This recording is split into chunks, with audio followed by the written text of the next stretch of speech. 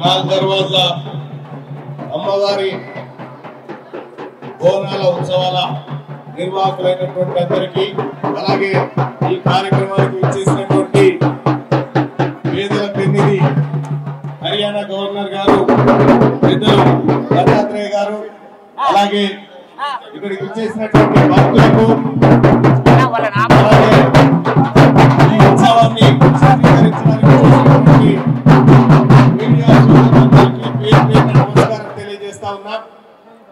లాల్ దర్వాజా అమ్మవారి బోనాలకు ఒక ప్రత్యేకమైనటువంటి స్థానం ఉంది హైదరాబాద్ లోనే.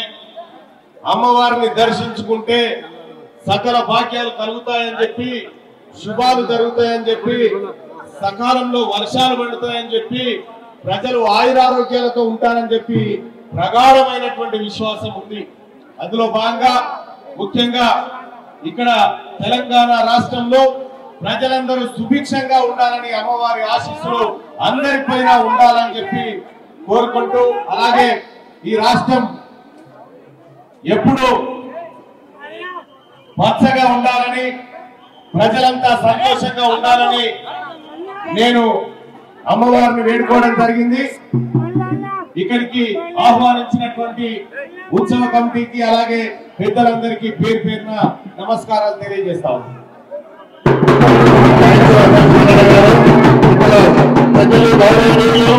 హర్యానా గవర్నర్ శ్రీ బండారు దత్తాత్రేయ గారు వారు ప్రసంగిస్తారు. వారు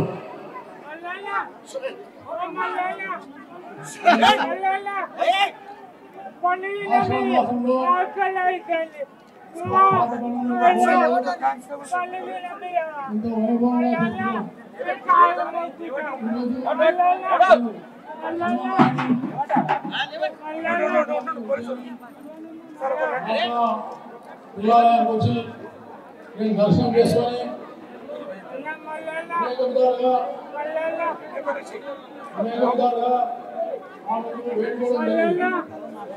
బోనాలో ఈ యొక్క చైర్మన్ రాజేంద్ర యాదవ్ గారు, ప్రధాన కార్యదర్శి మారుతి గారు, మారుతి సంజయ్ కుమార్ గారు, అలాగే ప్రజలు సతీష్ మురాజ్ గారు, అనేక మంది కమిటీ సభ్యులారా, సోదర సోదరులారా, ఈరోజు నేను పాతపట్నంలోని ఈ శుభవాహిని మాంకాళి యొక్క ఉన్నటువంటి ఒక లాల్ దర్వాజా యొక్క ఉన్నటువంటి ఒక ఈ బోనాన్ని దర్శించి అమ్మవారి యొక్క ఉన్నటువంటి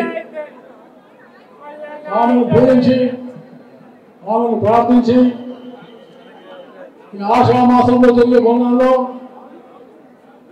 తెలంగాణ ప్రజలందరికీ ఆమె శక్తి సామ్రాజ్యం ఉండాలని, శక్తితో పాటు ఈ బోనాలు తెలంగాణకు చాలా ప్రత్యేకమైనటువంటి పండుగ.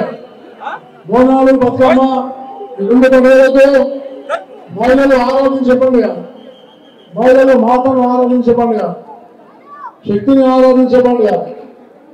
అమ్మవారిని పూజ చేసుకొని నైవేద్యం సమర్పించి పవిత్రమైన భావంతో బంగారు బాట కావాలని, అలాగే జీవితంలో అనేకమైనటువంటి కష్టాలు వచ్చినా ఎదుర్కోవడానికి కావాల్సినటువంటి శక్తిని కూడా ఇవ్వాలని అమ్మవారిని ప్రార్థించుకుంటారు. కాబట్టి ఈ పండుగ తెలంగాణలో ప్రత్యేకమైన పండుగ. బోనాలు, బతుకమ్మ ఇవి మనకు ప్రత్యేకమైన పండుగలు.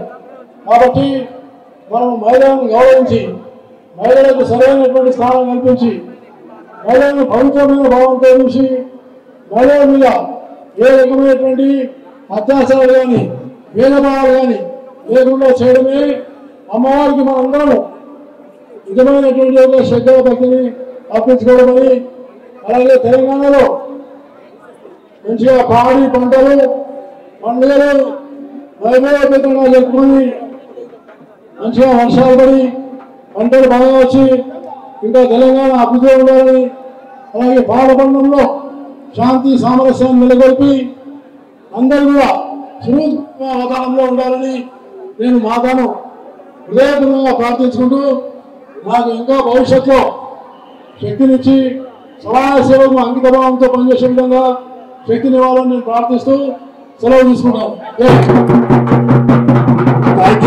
తెలంగాణ ప్రభుత్వం వచ్చిన తర్వాత ముఖ్యమంత్రి రేవంత్ రెడ్డి గారి నాయకత్వంలో వారి యొక్క ఆధ్వర్యంలో తెలంగాణ రాష్ట్ర ప్రజలందరూ బాగుండాలి, సింహవాణి అమ్మవారి యొక్క ఆశీర్వాదం ఉండాలి. అదేవిధంగా హైదరాబాద్ నగరానికి పాత బస్సుకి మెట్రో వచ్చే విధంగా రేవంత్ రెడ్డి గారు చేస్తున్నటువంటి ప్రణాళికలు చాలా అద్భుతము. ఎందుకంటే ఇంతకుముందు పాత బస్సుని పట్టించుకునే పాపన పోలేదు ఎవరు. పాత బస్సుని అభివృద్ధి పథంలో తీసుకెళ్లే విధంగా రేవంత్ రెడ్డి గారి ప్రభుత్వం ఉంటుంది.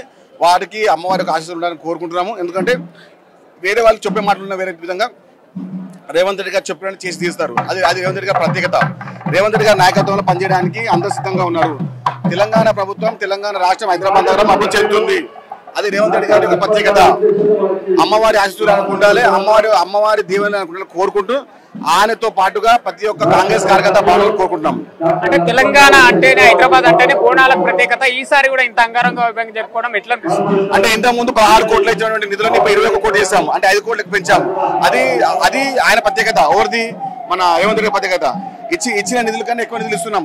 ఎందుకంటే ప్రతిదీ రేపు జరగబోయే ప్రతి కార్యక్రమానికి, ప్రతి దానికి తోడుగా నీడగా ఉండాలని కోరుకుంటున్నాము. అమ్మవారి ఆశీస్సులు ఉంటే అన్ని మంచి అవుతాయి, అమ్మ దయ ఉంటే అన్ని ఉన్నట్టే. ఈ 5 ఏళ్లలో పరిపాలన ఎట్లా ఉందంటారు? అమ్మవారి దర్శనం ఎట్లా జరిగింది, ఎట్లా ఉండబోతుంది, ఏం కోరుకుంటున్నారు? వచ్చిన 7 నెలలు అంతా మంచిగా అవుతున్నాయి. 6 కార్యక్రమాలు ముందుకెళ్తాము. సార్ రైతుల యొక్క ఆనంద బాష్పాలు. అదేవిధంగా అన్ని వర్గాలను, అన్ని సంపదలను ఆదుకునే విధంగా రేవంత్ రెడ్డి గారి యొక్క ప్రభుత్వం ఉంటుంది. చెప్పారు నాగేష్ గారు. ఆర్టీసీ వ్యవస్థ కూడా ఎంత పక్షాలు అవుతుంది.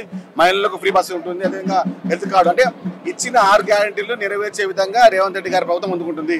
సింహవాణి అమ్మవారు, ఉజ్జయిని మహంకాళి అమ్మవారి ఆశీస్సులు ఆయనకు ఉండాలి. ఆయన ఆరోగ్యం మంచి ఉండాలి. వచ్చే 10 ఏళ్ళు కాంగ్రెస్ పార్టీ గవర్నమెంట్ తెలంగాణ రాష్ట్రంలో ఉండబోతుంది. హైదరాబాద్ నగరానికి మెట్రో రైలు వస్తుంది. అదే ఈసారి హైదరాబాద్ పాత బస్సుకి ఇచ్చే కానుక.